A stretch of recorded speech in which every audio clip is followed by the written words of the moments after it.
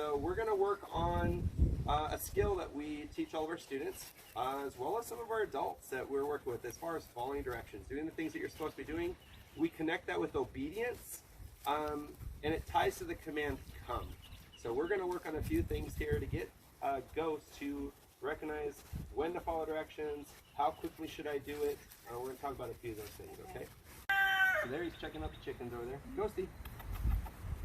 Not through my leg. Come here, buddy. Good boy. So what I want to do is when I work on my come, the command come,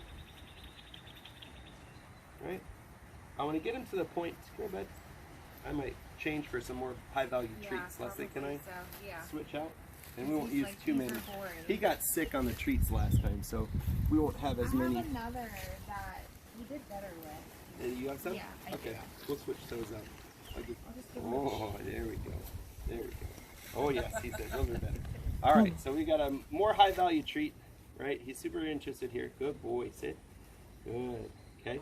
Now what I want to be able to do is I want to try to get him to in his position. Here he goes. Come. Good boy, sit. Oh, you see those chickens? Good boy. Good. I want to try to get the command in any way I possibly can. So watch how I'm going to do this. I'm going to get him occupied with the treat here. I'm going to step back a little bit, and I'm going to give a hand gesture with a verbal command. Ghost. Ghost. Come. Good boy. Sit. Ghost. Sit. Good boy. Good.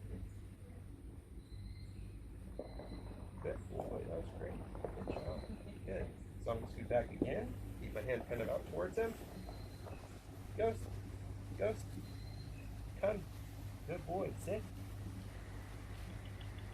Over here. Sit. Good boy. No. Good boy. Ghost. No.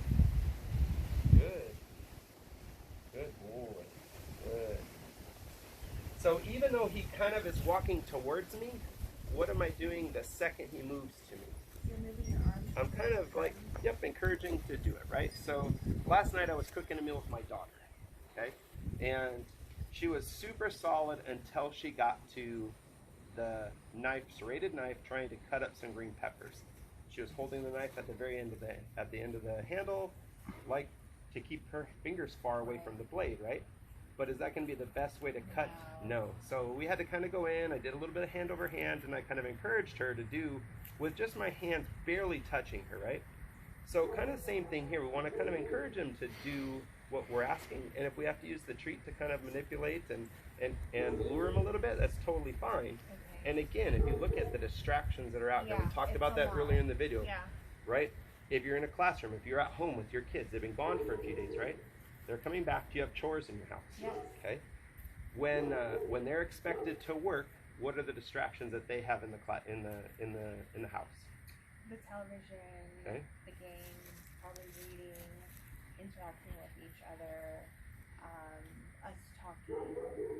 Quite a few, right? Yes. Okay. Is it easy to get those distractions out of the house? Hi everyone, it's Ms. Zentz, and I am taking over for switching out with Mr. Zentz so that we can get Ghost used to following directions and listening to other people besides just Mr. Zentz and Carnita. So we're going to resume with our come activity. I always like to start small because I feel like it's a good way just to introduce the skill, okay? So this is something that you saw Mr. Zentz doing. Keeping the dog on the leash. Good boy, sit. Sit. Good boy, knuckles to nose, easy. And I try to focus on the timing of everything, catch him being good. Okay. So as soon as he does what you're asking him to do, you want to quickly give him that treat with knuckles to nose, easy. Okay. And then stretch it out to challenge him a little bit more. Good boy. Come. Good boy. Sit. Good boy. Knuckles to nose, easy. So notice I started on the leash. Yeah. All right, this is where it's really nice to have a family partner available, because then you can stretch it out. So I'm gonna actually have you hold the leash first. Okay. Another thing I want to focus on is voice tone. A lot of times, and you know, we live out in the country, we have some loose dogs out here. When I hear people call their dogs and they're like, "Ghost, come here," and they're really mad, is he gonna want to follow that direction? He's like, "I'm not coming to you, no way." So it's really important that we focus on voice tone. I call it the sunshine and rainbows voice. Ghost, come. Good boy, sit. Ah, no, sir. Well, there's my thunder. I brought it out. Good boy, knuckles to nose. Okay, now I'm going to take the leash. Okay. You're going to do the same thing, and we're just going to have him go back and forth. Okay. Ghost, come here. Sit. Good boy. All right, now the challenge is going to be, and I'm going to have you go ahead and keep doing this since he's your dog. Okay. You're going to take a few steps back. I'm going to keep him over here. I'm going to let him, as soon as you feel like he's really distracted, go ahead and call him to you. Okay.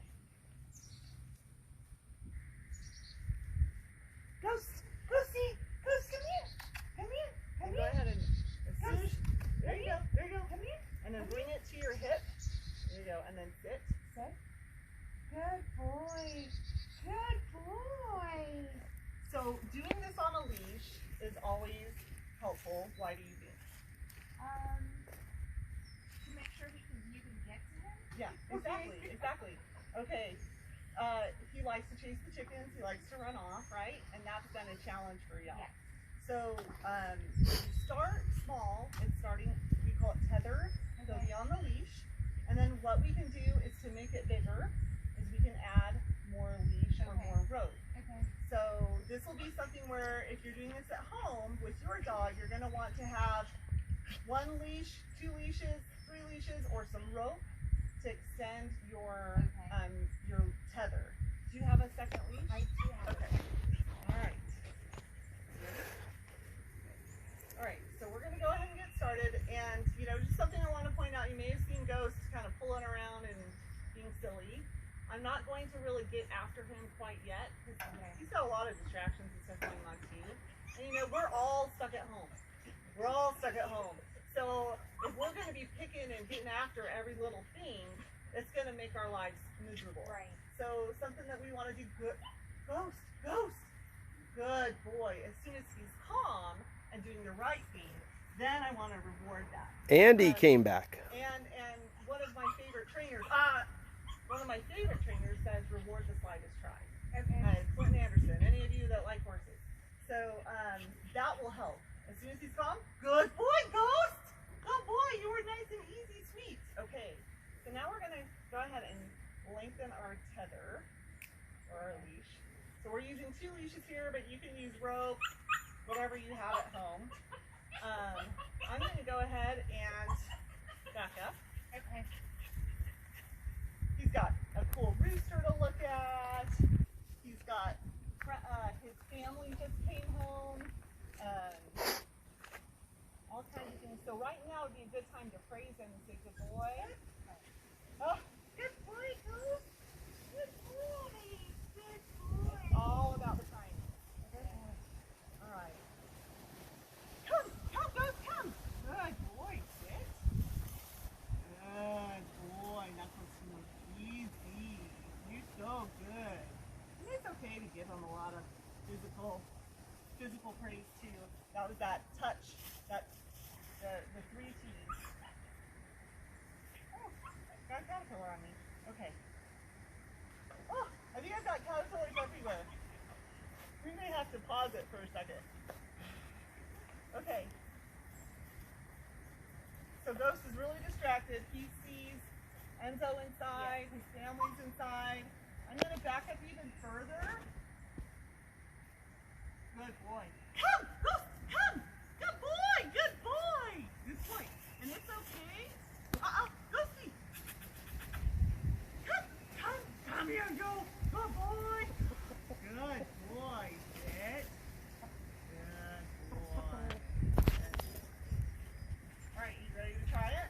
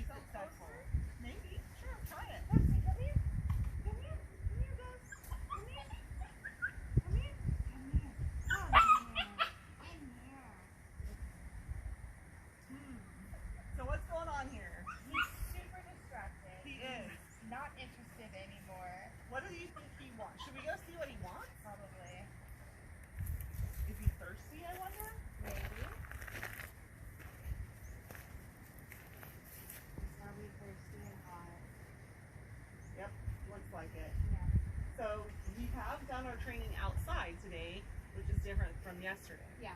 So let's maybe get him some water Okay. so he can be successful as we continue with working. Okay.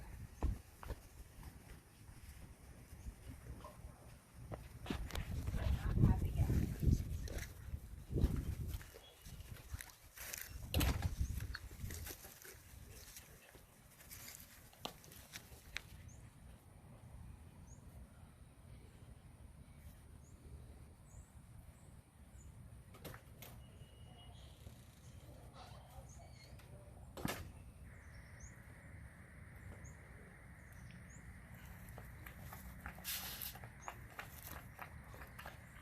Like they're everywhere.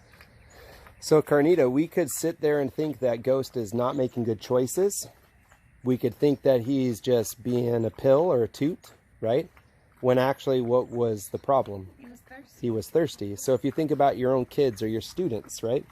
Sometimes we don't know what their day consists of. We don't know what they're thinking about. Your daughter just came home, right? And what did you say? Was it a good homecoming? She was crying. She was crying, right? She was a little stressed out, sad, right? It's coming back here. It's a change, right?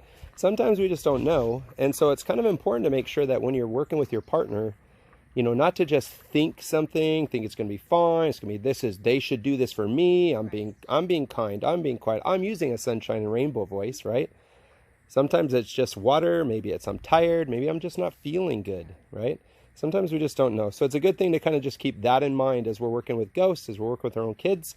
Just kind of take from their thoughts and from their perspective. And our friend Ty, some of you know Mr. Ty, always had he had this great saying, and it was seek to understand before you seek to be understood.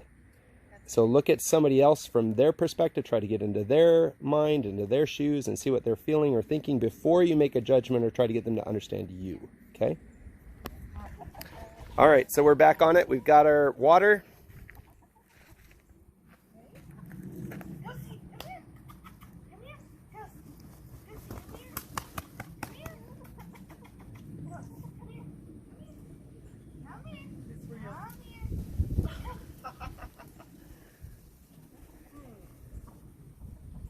So we took a few steps towards you, so that was good. What if we start a little small, just have them maybe come off the porch?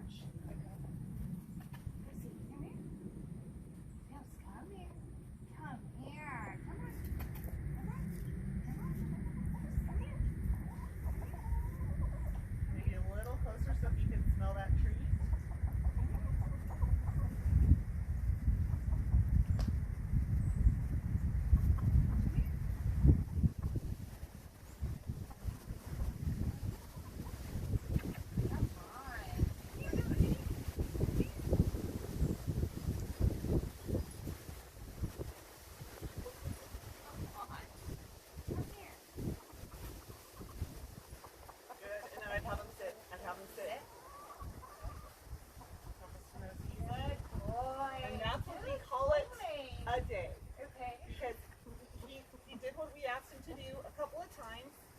Different situations. He's got a lot of what we call precipitating factors. There's lots of things going on right now, and you know, one of the things I focus on with my kids is: are you setting your partner up to fail, or are you setting them up to be successful? Okay. And we always try to end on a positive note. Okay. So we want him to come with, oh, okay, if I just come towards her, it's a good thing. And then this is going to be something you want to practice with your kids, your husband. This will be a group effort. Something that I really like to do at home with my dogs, and I also do it in the classroom with my students, is we'll make a square, and then each person takes turns calling the dog. And you don't want to call them all at the same time because that'll confuse them, but just one at a time. We call it, it's our four square. Instead of the bouncing the ball, the dog is. Yeah. We could do that. So, all right. Looks like he wants to go see the chickens. Yeah. All right. Thanks, everyone. We're going to work on this at home a little bit more, and we will see